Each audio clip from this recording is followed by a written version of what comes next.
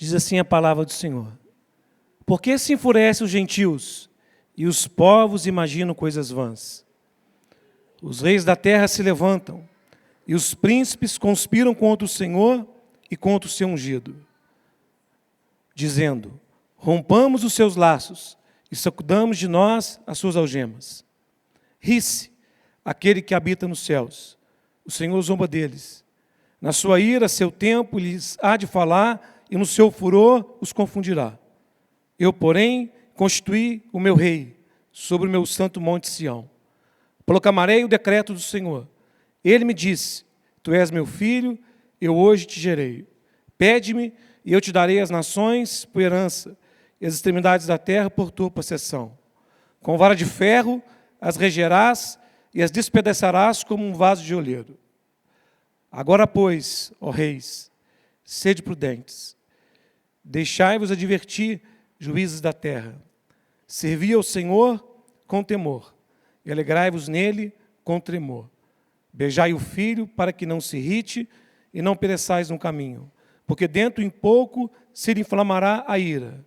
Bem-aventurados todos que nele se refugiam. Oremos. Deus poderoso, obrigado por essa preciosa noite e tudo que o Senhor nos falou até aqui. Nós te louvamos, Senhor. Obrigado pela oportunidade de orarmos juntos diante de Ti, adorarmos o Teu santo nome. Agora estamos aqui, Senhor, diante dessa palavra, diante desse salmo. Que o Teu Espírito, que falou pela boca do Davi, possa usar a minha frágil vida nessa noite para falar com o Teu povo, que deseja ouvir a Tua voz, deseja ouvir o que o Senhor quer de nós, hoje, agora. Desejamos ouvir, Senhor, o que o Senhor quer falar conosco, nos dê discernimento, nos faça entender o tempo que nós estamos vivendo, os combates que nós estamos combatendo. Nos ajuda, Senhor, a compreender, a ter a plena convicção do Teu poder, da Tua soberania. Age, Senhor, nessa noite, naqueles que ainda não creem, para que eles beijem o Filho e se convertam. Fortalece a igreja, para que ela compreenda o seu chamado, por que Ele está aqui, para que ela compreenda o que os nossos inimigos querem, o que eles querem parar quando nos perseguem. Nos faça compreender a Tua vontade. Age em nosso meio. Tenha liberdade, Senhor. Fala conosco. Em nome de Jesus. Amém. Os irmãos podem se assentar.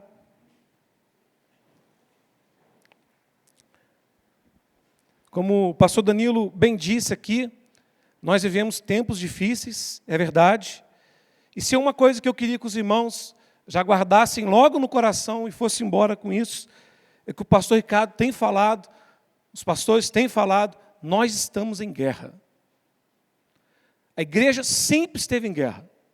Cristo, Ele foi claro quando disse que o mundo que odiou a Ele também nos odiaria. Nós estamos em guerra, a igreja está em guerra. Nós estamos sendo combatidos.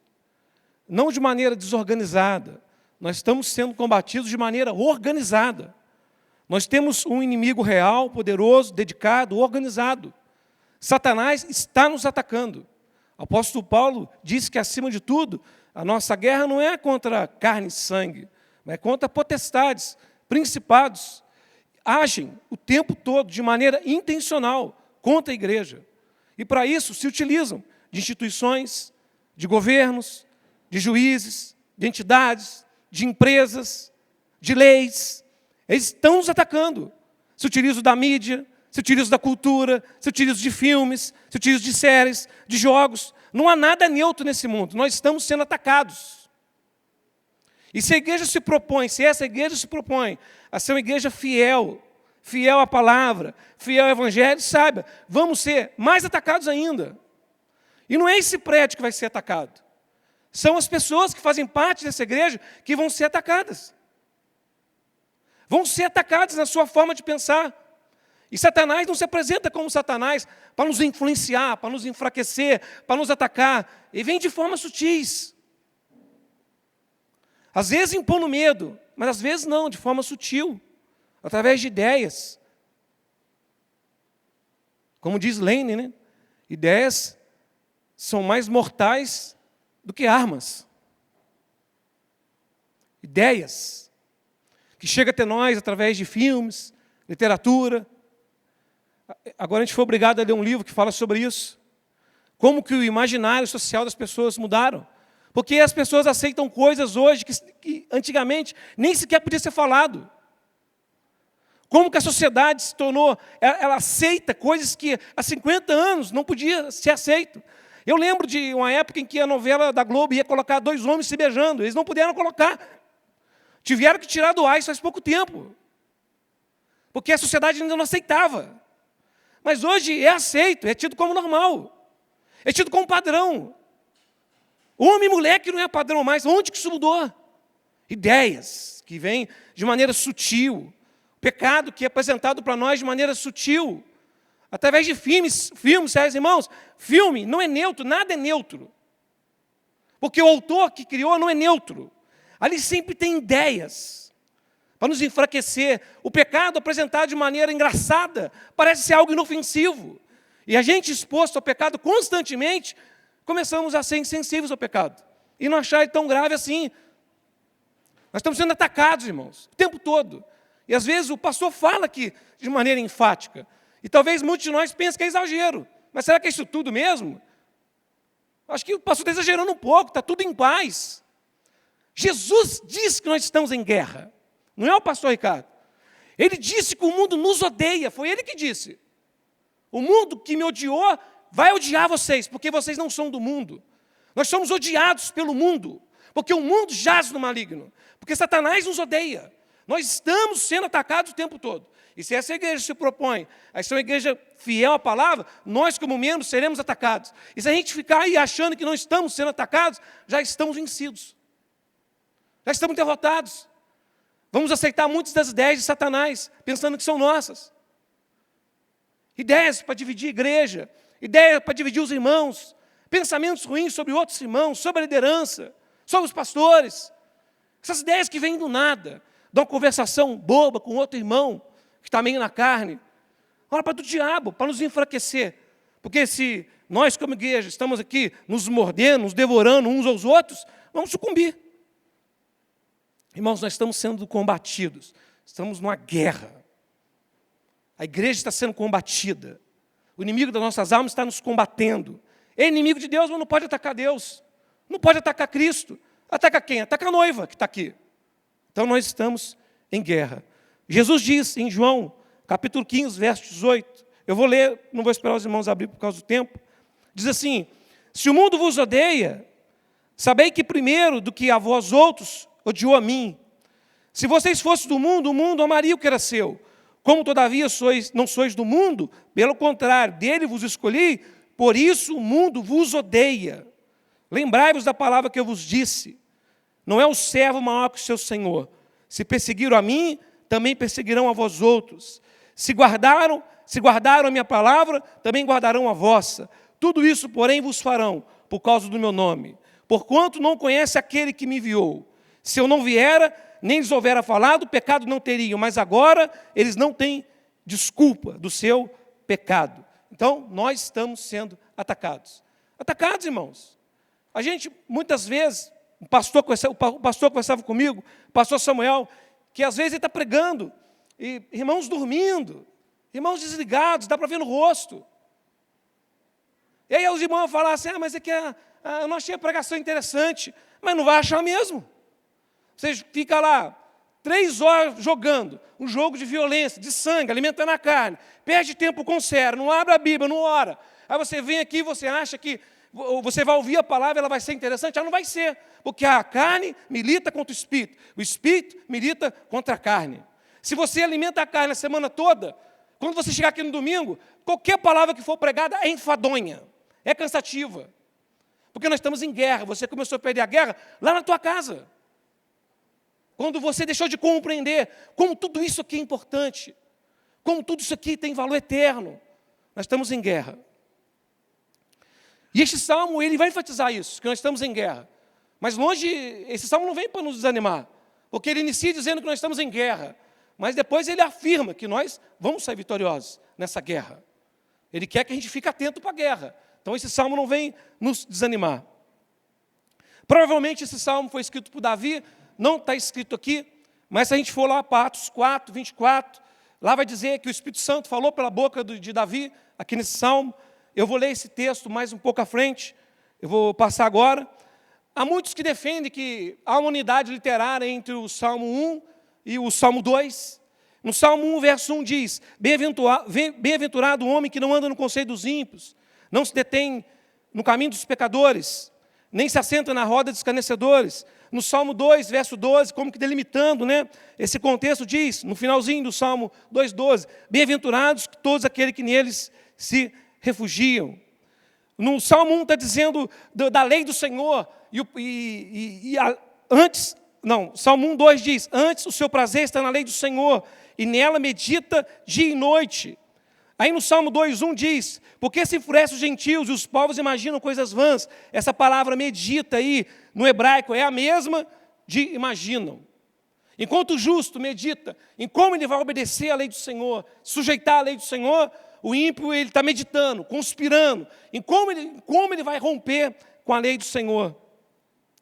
Então no Salmo 1 nós vamos ter aqueles que obedecem, aqueles que não obedecem, o seu fim. No Salmo 2 a gente vai ter o rei que os homens escolheram e o rei que Deus escolheu, e o fim de ambos. Então, há diversas aqui similaridades entre esses dois salmos. E uma pergunta que fica aqui desse salmo é: quem é ungido? Quem é esse rei ungido que vem destruir os reis da terra, estabelecer um reino eterno? Certamente, irmãos, que eu nem vou gastar tempo com textos, nós sabemos que esse rei ungido é Cristo, certamente que não é Davi, Vou fazer uma divisão rápida do salmo. Versos 1 e 3 fala sobre os inimigos de Deus. Os versos 4 a 6, a reação de Deus a esses inimigos. Os versos 7 a 9, um decreto do Senhor quanto ao seu rei escolhido. E os versos 10 a 12, um chamado ao arrependimento, um alerta. Então vamos agora para o nosso texto. Gostaria que os irmãos abrissem o Salmo 2, verso 1.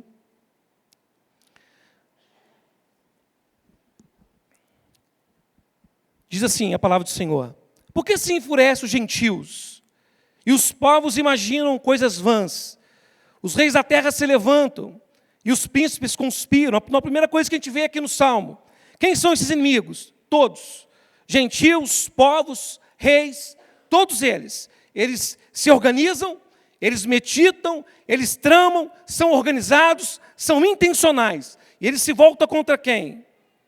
Eles conspiram. Contra quem? Contra o Senhor, contra o seu ungido, dizendo: rompamos os seus laços, sacudamos de nós as suas algemas. Então, enquanto no Salmo 1, o justo medita na lei do Senhor, tem prazer nessa lei. No Salmo 2, o ímpio está querendo saber como que vai se livrar dessa lei, da influência dessa lei. Essa lei é como uma algema, é como uma prisão, não traz prazer, não é boa. Como apagar essa lei da sociedade? Como apagar essa lei de Deus da cultura? Como tirar essa lei das escolas? Como tirar a influência dessa lei sobre países, cidades? Esse é o trabalho. Vamos romper com isso. Vamos nos livrar da lei de Deus. Não queremos a lei de Deus. Eles não querem o governo de Deus. Isso é o que está presente em Gênesis 3, na queda. Foi isso que o primeiro casal decidiu. Romper com a lei de Deus e fazer uma lei para si. É isso que eles querem. Não querem se sujeitar a Deus como um rei. Eles querem fazer um rei para si. Eles querem um governo todo deles, do jeito deles. É o que a gente vê presente também em Gênesis 11, 4. Quando aqueles homens começam a construir aquela torre, para que o nome deles seja célebre e nunca mais sejam espalhados pela terra. Rompendo com a lei de Deus. Rompendo com Deus. É a essência do pecado. Pecado, irmãos. A primeira coisa que o casal faz depois de pecar é fugir da presença do Senhor. O homem em pecado, ele não tem prazer na lei do Senhor. Então esses homens, eles se rebelam. Eles se rebelam contra a lei de Deus. Eles se rebelam contra o rei que Deus escolheu. E a gente sabe que não se trata aqui de somente inimigos de Davi. Todos conspiram contra quem? Contra o Senhor. E eu gostaria de pedir que os irmãos agora abram sim a Bíblia em Atos 4, porque Atos 4 nos ajuda a entender esse texto aqui.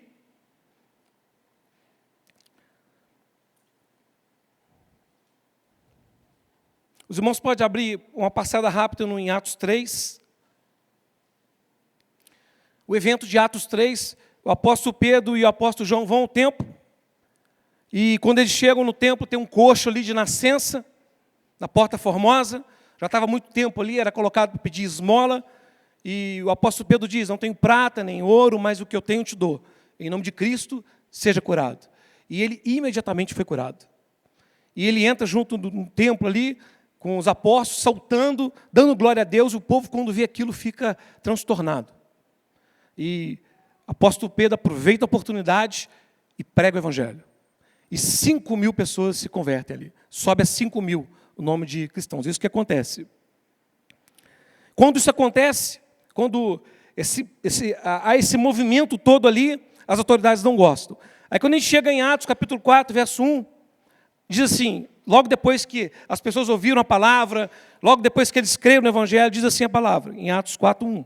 Falavam eles ainda ao povo, quando sobrevieram os sacerdotes, o capitão do templo, os saduceus, ressentidos, olha por que eles estavam ressentidos, por ensinarem eles o povo e anunciarem em Jesus e a ressurreição dos mortos. Olha por que eles estavam ressentidos, porque eles estavam pregando o evangelho. E os prenderam, recolhendo-os no cárcere, até o dia seguinte, pois já era tarde. Muitos, porém, dos que ouviram a palavra aceitaram, subindo o número de homens a quase 5.000. A gente dá um pulo agora lá para o verso 14. As autoridades vão ameaçá-los. Então as autoridades viram eles, quem? Pedro, João e o homem que foi curado. Vendo com eles o homem que fora curado, nada tinham que dizer em contrário. Tipo, não há o que falar. Todo mundo conhecia aquele homem ali, aquele aleijado, realmente foi curado, não tem o que dizer. E mandando sair do sinédrio, consultavam entre si, dizendo, que faremos com esses homens? Pois, na verdade, é manifesto a todos os habitantes de Jerusalém que um sinal notório foi feito por eles. E não podemos negar. Mas, para que não haja mais divulgação entre o povo, ameacemos, para não mais falarem neste nome. A quem quer que seja, chamando-os, ordenaram-os que absolutamente não falasse, nem ensinasse no nome de Jesus. No verso 21 diz que eles foram ameaçados, eles falaram que continuaram pregando, mas eles ameaçaram eles e os soltaram. E a gente chega no verso 23, que nós vamos ter uma citação desse Salmo 2. E uma vez soltos, depois que eles foram soltos, procuraram os irmãos, e lhes contaram quantas coisas lhe haviam dito os principais sacerdotes. E o que eles haviam dito? Que eles estavam proibidos de pregar o evangelho. Aí, Satanás não muda. É isso que Satanás quer até hoje. Ele não quer que o evangelho seja pregado. Ele não se importa que você pregue, desde que não seja evangelho. Ele não quer que o evangelho seja pregado. Essa é a meta dele. Olha o que diz. Eles contaram quantas coisas os sacerdotes tinham dito, né? Ouvindo isto, quando os irmãos ouviram isso, unânimes, levantaram a voz a Deus, disseram, Tu, soberano Senhor, que fizeste o céu, a terra, o mar e tudo que neles há. Ou seja, Tu és Deus por direito, é Rei por direito, né? Que disseste por intermédio do Espírito Santo, por boca de Davi, nosso pai, Teu servo, por que se enfurecem os gentios e os povos imaginam coisas vãs? Levantaram-se os reis da terra, as autoridades ajuntaram-se a uma contra o Senhor, contra o Teu ungido. Salmo 2, quem é esse ungido? O texto vai dizer, porque verdadeiramente se cumpriu, eles vão dizer, se ajuntaram nessa cidade contra o Teu santo servo Jesus. Jesus é o rei ungido, ao qual ungiste. Quem se juntou? Herodes, Pôncio Pilatos, inimigos, gentios, gente de Israel, inimigos se juntando contra o ungido, para fazerem tudo que a Tua mão e Teu propósito permitiram. Então eles perseguiram a Cristo, continuam nos perseguindo, e o que a igreja faz agora? Fica com medo? Procura autoridades para ajudar eles? Não, eles oram. Agora, Senhor, olha para a ameaça deles. Olha o que eles estão fazendo. Eles não querem que a gente pregue o evangelho. Olha para a ameaça deles. E concede a Teus servos que anunciem com toda intrepidez a palavra. Olha o que eles querem, irmão. Diante das perseguições, diante das ameaças de morte, eles fazem o que o pastor Danilo falou. Eles oram para avivamento. poder do Espírito para pregar a palavra. Eles entendem muito bem que guerras eles estão enfrentando. Eles têm discernimento do que Satanás quer deles. Satanás não importa se eles são ricos ou pobres, são felizes ou tristes, não quer que eles preguem o Evangelho. Ele entende direitinho. Eles oram a Deus para quê? Para que Deus dê poder para eles pregar o Evangelho. E isso é uma oração que Deus ouve. Tendo eles orado, tremeu o lugar onde estavam reunidos. Todos ficaram cheios do Espírito Santo e com intrepidez anunciaram a palavra. A igreja não parou. E nem vai parar. Mas Satanás está nos combatendo hoje para que a gente não pregue o Evangelho. E se formos pregar, preguemos um falso Evangelho. Fica a pergunta, será que ele está tendo sucesso em nosso meio? Você entende como que a sociedade está organizada para nos pressionar a não pregar o Evangelho? Você já percebeu a dificuldade de falar de Cristo no trabalho? Está ficando até proibido em alguns países pregar o Evangelho. Você consegue pregar? Você prega? Você tem coragem de pregar o Evangelho? Ou você não prega? Tem vergonha, tem medo, sente que lá no ambiente. Se você não prega o Evangelho, você deixa Satanás muito feliz, porque a estratégia dele deu certinho contigo. Essa é a meta, irmão, que a gente não pregue o Evangelho. Que a gente tenha medo, que a gente tenha vergonha, que a gente tenha insegurança. Que a gente crê aí no hipercalvinismo, né? Já que Deus tem os eleitos, Ele vai salvar, Ele vai dar o jeito dele, né? Não precisa eu pregar o Evangelho. É justamente o que o inimigo quer.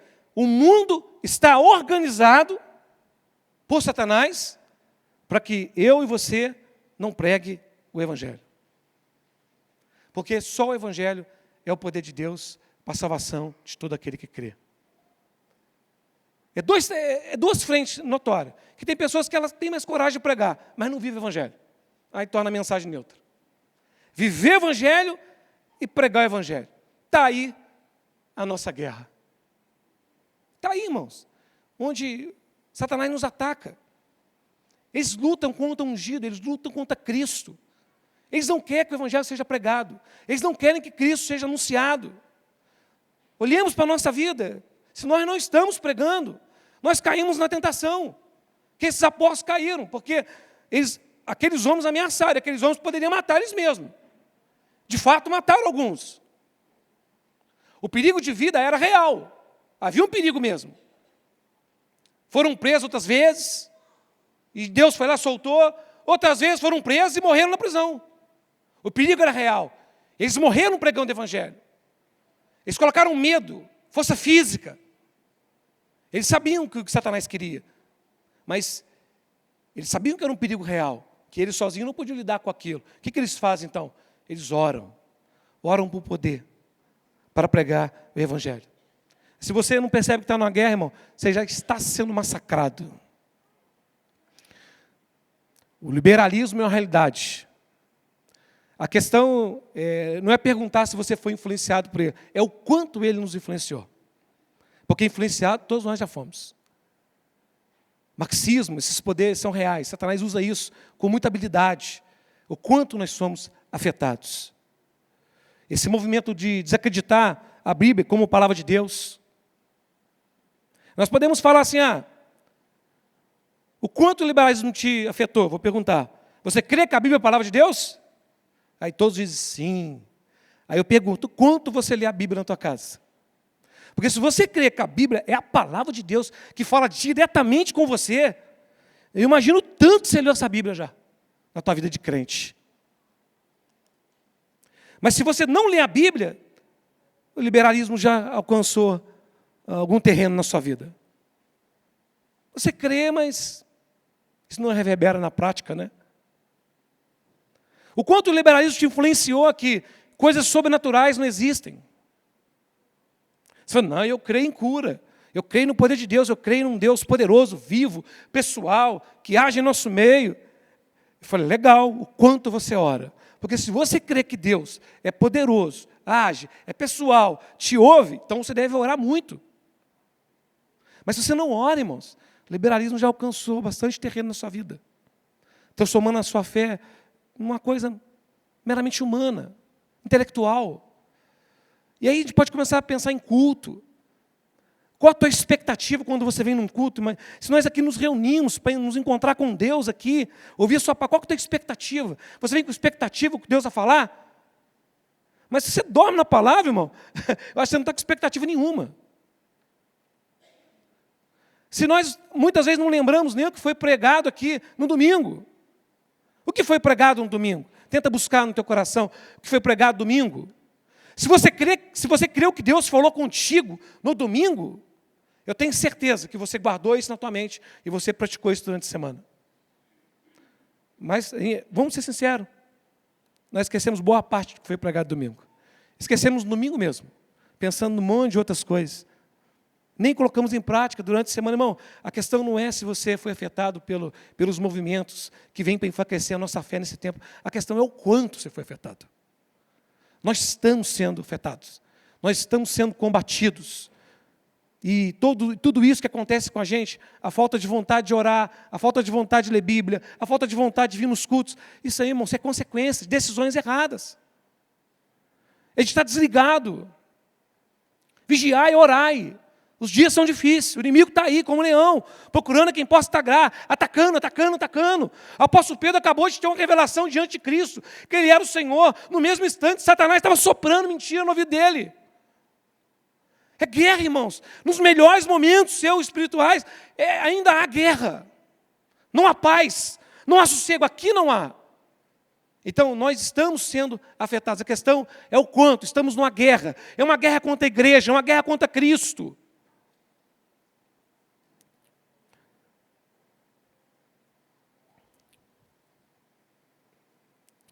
Esse salmo não vem para nos desanimar, irmão.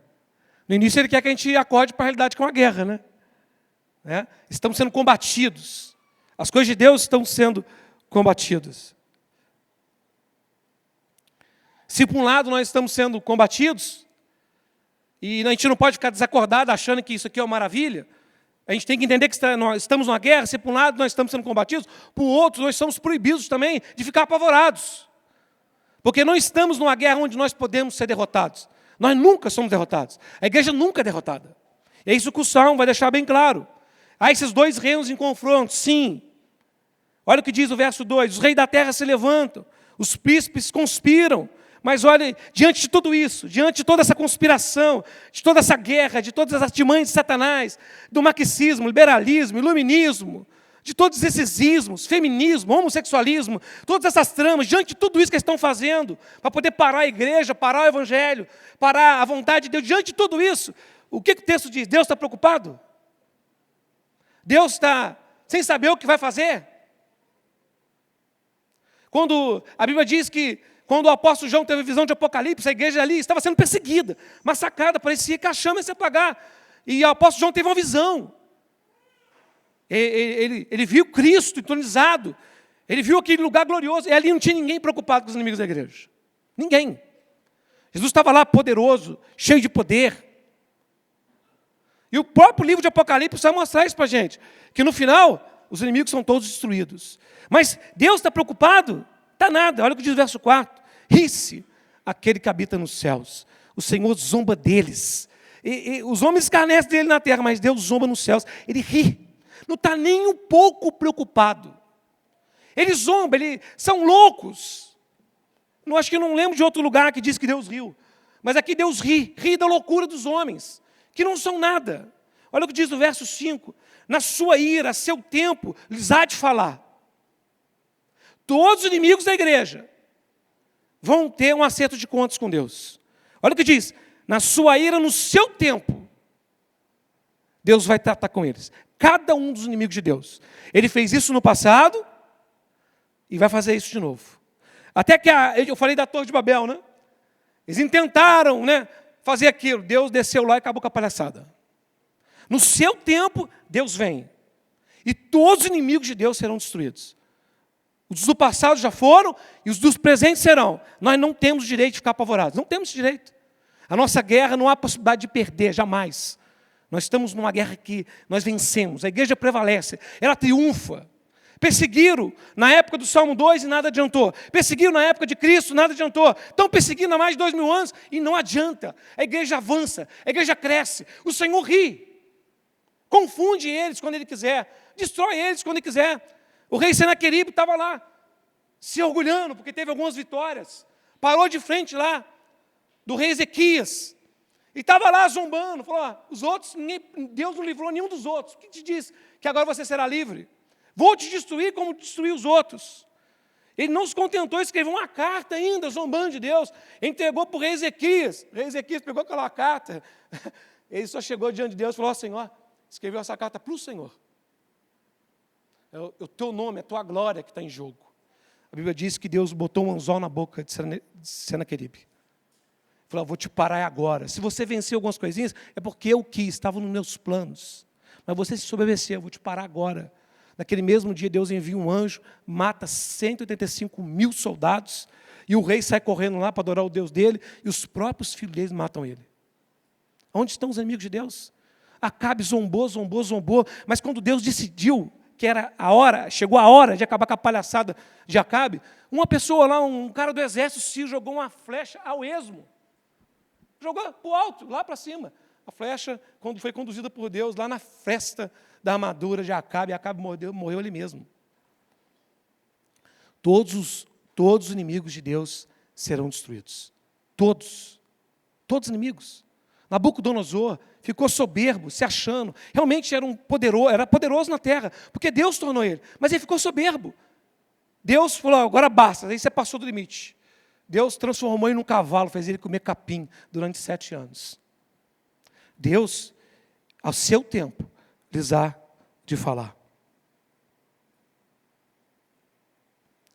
Ele vai visitar, ele vai exercer juízos. Então, enquanto os homens tramam na terra, o verso 6 diz, eu, porém, enquanto os homens estão aí tramando, os seus planos contra Deus, contra os planos de Deus, Deus fala assim, eu, porém, constituí o meu rei sobre o monte Sião. Vocês podem aí ficar achando que vão escolher o rei de vocês, mas o meu rei eu já escolhi. E não há o que possa fazer. Esse rei não pode ser vencido, porque o reino dele é eterno, ilimitado. Vocês estão aí tramando contra a igreja, estão aí tramando contra os meus planos, mas Deus ri e diz, eu estabeleci a minha igreja. E ela vai avançar no ano de 2024, 25, 26, 27, até Cristo voltar. Nós não estamos numa guerra que nós podemos perder. Não estamos. O reino de Cristo é eterno.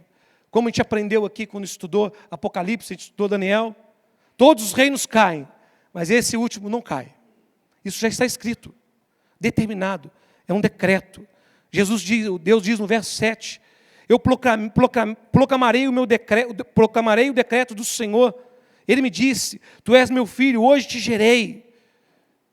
Jesus, o Filho amado de Deus, o Filho eterno de Deus. Eu nem vou entrar nessa questão, porque não dá tempo, Mas Jesus é o Filho eterno de Deus, que no tempo veio em carne.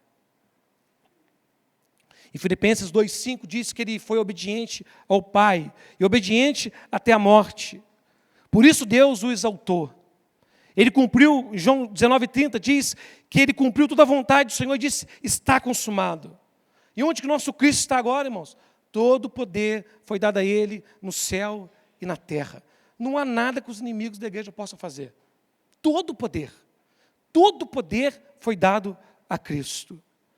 Olha o que Deus diz, pede-me, no verso 8, e eu te darei as nações por herança, as extremidades da terra por possessão, tudo será dado a esse rei. E nós somos a herança dele. Diz o livro de Isaías, capítulo 53, verso 12. Por isso, eu lhe darei muitos como a sua parte, e com os poderosos repartirá ele o despojo. Por quando derramou a sua alma na morte, foi contado com os transgressores, contudo levou sobre si os pecados de muitos, e pelos transgressores intercedeu. Ele cumpriu a sua obra na cruz por nós, e nós somos dados a ele. Nós somos a sua noiva. Pertencemos a Cristo. Todo o poder foi dado a Ele. Nós pertencemos a Cristo. O que você acha que vai acontecer com aqueles que combatem a noiva de Cristo? serão todos destruídos. Todos que se levantam contra a igreja serão destruídos. Ministros, empresários, políticos, governantes, todos, gentios, todos que se levantam contra a igreja serão destruídos. Ninguém vai escapar, a menos que se arrependam, né, dos seus pecados e recebam Jesus como o Senhor e Salvador. O fim dos inimigos de Deus. Verso 9. Com vara de ferro as regerás e as despedaçarás como vaso de oleiro. Eles não são reis, né? Eles se fazem reis, mas não são. O texto diz que eles são vasos de barro. Aqueles que não se curvam serão destruídos. Deus zomba deles. Isaías 45, verso 9. Depois eu posso compartilhar esse versículo com os irmãos. Ai daquele que contente com o seu Criador e não passa de um caco de barro entre outros cacos. Acaso dirá o caco ao que lhe formou, que fazes? É isso que os inimigos são. Criaturas minúsculas, questionando o Deus Criador. Irmãos, então, ao mesmo tempo que nós devemos entender que nós estamos numa guerra, nós não ficamos apavorados. Devemos fazer a coisa certa. Buscar o Senhor, que é poderoso e nos faz vitoriosos. Então, o Deus misericordioso, Ele faz um alerta para os seus inimigos, que está no verso 10. Agora, pois, ó reis, sede prudentes, deixai-vos advertir, juízes da terra, servi ao Senhor com temor e alegrais nele com temor. Beijai o filho, porque quem não beijar o filho, quem não ama o filho não é amado pelo Pai. Beijai o filho para que não se irrite e não pereçais no caminho, porque dentro em pouco se inflamará a ira. Bem-aventurados todos que nele se refugiam. Aqui, irmãos, nós já temos um aviso, um alerta. Eu não posso deduzir que todas as pessoas que estão aqui dentro são cristãos. Se você tem dúvida que é um cristão, é uma boa oportunidade que Deus te dá. Se arrependa, beije o filho, se submeta a ele. É para beijar o filho, irmão. Não é para ser como aqueles que adoram o Senhor com os lábios, mas na hora de viver a sua vida lá fora, vive como se não fosse filho de Deus. Em vão me adoram aqueles que me adoram somente com os lábios, diz o Senhor. Não é para beijar o filho como Judas, né? Que beijou o filho, mas depois se aliou com seus inimigos, fez a vontade de seus inimigos. Não podemos fazer isso. Não podemos vir aqui adorar o Senhor, beijar o filho e depois a gente viver vidas lá fora totalmente contrário à vontade do filho. Beije o filho, se submeta ao filho. Então, se você tem dúvida, se de fato um dia você beijou o filho, é uma oportunidade hoje. Se arrependa. Peça perdão pelos seus pecados. Receba Jesus como Senhor e Salvador. Beije o filho. Enquanto é tempo. Antes que a ira dele se inflame. Antes que se não irrite e não pereçais no caminho. Porque dentro em pouco se inflamará a sua ira. Aproveite, irmãos, a oportunidade. Beije o filho hoje. Está na dúvida, beija de novo. É sério, irmãos. As pessoas ao nosso redor que não beijaram o filho, eles vão experimentar por toda a eternidade a ira de Deus. É por isso que um cristão que crê nisso não se cala. Ele prega, como que a gente vai se calar diante da seriedade dessas palavras? Porque dentro de pouco se inflamará a ira. Dentro de um pouquinho de tempo vai se inflamar a ira. Onde estão os inimigos de Deus do passado? Destruídos. E o que você acha que vai acontecer? Não podemos fazer nada pelos inimigos de Deus do passado. Mas podemos fazer algo pelos inimigos de Deus hoje, que talvez não saibam o risco que eles estão correndo. Preguemos o Evangelho.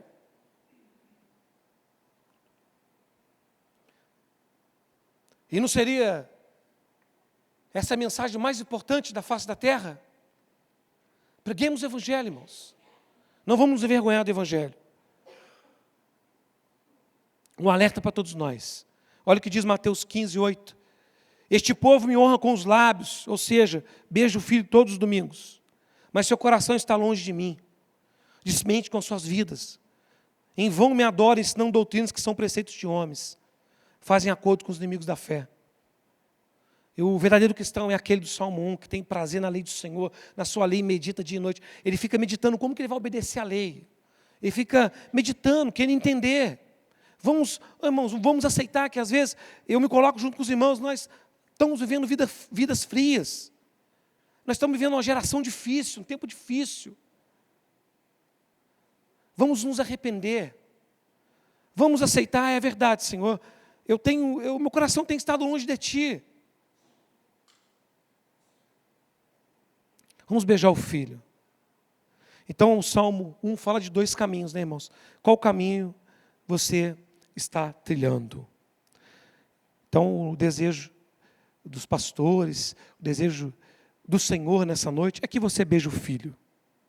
Né? E uma vez que beijou o Filho, vamos trabalhar para o Filho. Né? Como nós vamos vencer? Como que nós vamos destruir os inimigos de Deus? Como que nós vamos prevalecer contra as artimanhas de Satanás? O que nós temos que fazer? Pregar o Evangelho. O que o inimigo está te tentando agora não fazer? Pregar o Evangelho. Nós temos que reconhecer que nós estamos sucumbindo a esse ataque aqui. O mundo vai de mal a pior. A perversidade se tornou um padrão. Pecados sexuais são comuns. As pessoas blasfemam sem nenhum medo. Hoje os jovens estavam lá perto de mim contando uma piada. Eles conseguiram contar uma piada misturando elementos sexuais, falando da Trindade. Eles nem entendem o que a Trindade estavam falando. Da soberania de Deus, Trindade assim, numa piada sexual, dando risada.